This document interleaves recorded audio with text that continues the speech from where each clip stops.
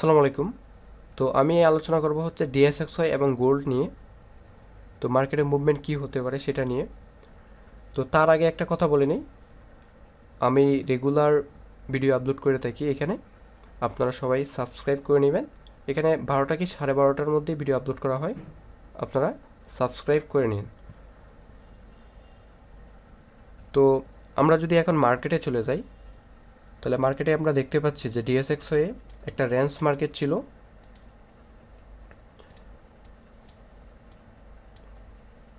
তো আমরা যদি এখানে একটা সাপোর্ট জোন আর্ট করি,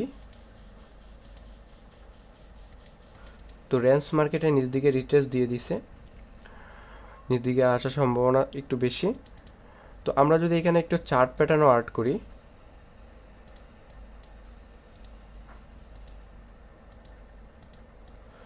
তো আমরা এখান থেকে চার্ট প্যাটার্নটাও আর্ট করে নিলাম। তো এখান থেকে আমরা দেখতে পাচ্ছি মার্কেটটা যখন উপর দিয়ে গেছে, দেন এখান থেকে একটা চার্ট প্যাটার্ন তৈরি হয়ে দেন এখানে রিটেস্ট দিয়ে দেন মার্কেটটা এখন নিচ দিকে আসার সম্ভাবনা অনেক বেশি। এখান থেকে সাপোর্ট নিয়ে আবার উপরে যাওয়ার চান্স অনেক বেশি। তো এটা হচ্ছে ডিএসএক্সওয়াই এর অ্যানালাইসিস। তো আমরা যদি এখন গোল্ডের অ্যানালাইসিস করি,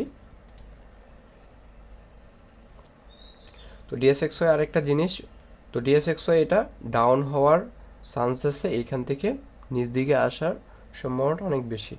তো আমরা যদি গোল্ড অ্যানালাইসিস করি, তো গোল্ডে যদি আমরা 1 ঘন্টার চার্টে যাই, তো 1 ঘন্টার চার্টে গেলে আমরা দেখতে পাচ্ছি যে এখানে একটা রেজিস্ট্যান্স আছে এবং নিচে একটা সাপোর্ট। তো এইখানে মার্কেটটা বারবার এখানে রিজেকশন করছে, দেন মার্কেটটা যদি এই সাপোর্টটা ব্রেক করে তাহলে আমরা একটা আপসাইড মুভ দেখতে পারবো, এবং যদি এই মার্কেটটা এদিকে ব্রেক করে তাহলে আমরা একটা ডাউনসাইড মুভ দেখতে পারবো। তো আমরা যদি উপরে একটা রেজিস্ট্যান্স আর্ট করি, তো যদি মার্কেটটা উপরেরটাকে ব্রেক করে যদি উপরের দিকে যায়, যদি এটাকে ব্রেক করে তাহলে আমরা আপসাইড মুভ দেখার পরে এখানে মার্কেটটা আসতে পারে এবং এখান থেকে মার্কেটটা ডাউন হতে পারে। তো তার আগে এখানে আরেকটা আমরা লো টাইম ফ্রেমে গেলে একই একটা রেঞ্জের ভিতরে মার্কেট।